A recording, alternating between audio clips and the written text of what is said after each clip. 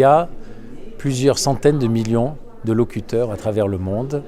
Et c'est ça le plus important, c'est-à-dire que c'est une langue importante dans le monde entier, dans des pays qui ne sont pas culturellement de nature francophone, de nature française, mais qui ont une langue en partage, qui est le français.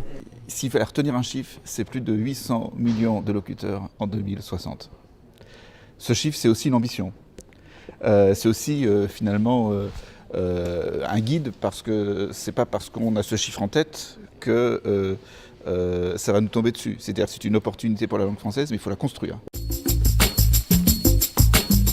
C'est quand même plus facile quand on se comprend pour échanger.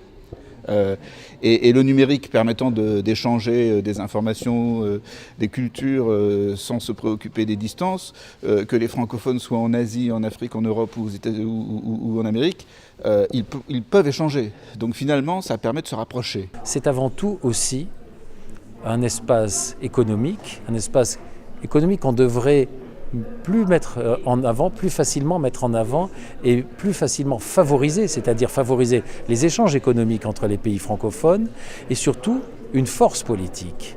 Parce qu'il y a des points communs, il y a des atouts à mettre ensemble et il y a surtout une voix à faire entendre. Les pays où il y a le plus de croissance potentielle, c'est aussi des pays où la francophonie, elle n'est pas totalement naturelle et elle est en concurrence avec les langues j'allais dire traditionnels des pays, et on a des systèmes éducatifs particulièrement défaillants dans un certain nombre d'entre eux. Et donc c'est important que l'ensemble des pays francophones, pas simplement la France, mais des pays francophones qui en ont la capacité, travaillent à un niveau différent que celui qu'on a aujourd'hui en termes de coopération éducative. Le Sénat est vraiment très impliqué pour faire entendre la voix de l'institution, pour faire aussi valoir ce qu'est j'allais dire un système bicaméral aussi, puisque dans la francophonie parlementaire, pas tous les pays de la francophonie ont un système avec deux assemblées au sein du Parlement. Sur ce qui est l'actualité immédiate, c'est-à-dire sur les frais de scolarité pour les étudiants étrangers, le Sénat fait dans la mesure de ses moyens tout ce qu'il peut, avec plusieurs fois des questions d'actualité, un débat de contrôle sur le sujet, une mobilisation des groupes d'amitié, des échanges, j'allais dire en bilatéral, au sein des groupes d'amitié avec tous les pays francophones pour leur expliquer un petit peu et les sensibiliser à l'importance finalement de prendre aussi ce sujet en relation bilatérale d'exécutif à exécutif pour que, un peu comme avec la Tunisie, les choses évoluent. Nous sommes vraiment mobilisés et à la fois inquiets et mobilisés sur le sujet.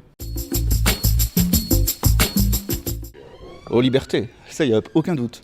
C'est quelque chose qu'on doit tous partager, au-delà même de l'espace francophone, mais déjà dans l'espace francophone pour le défendre et défendre les libertés publiques, la liberté de penser, la liberté d'innover. C'est une interjection, c'est saperlipopette, parce qu'à chaque fois qu'on la prononce, vous voyez, on a déjà le sourire.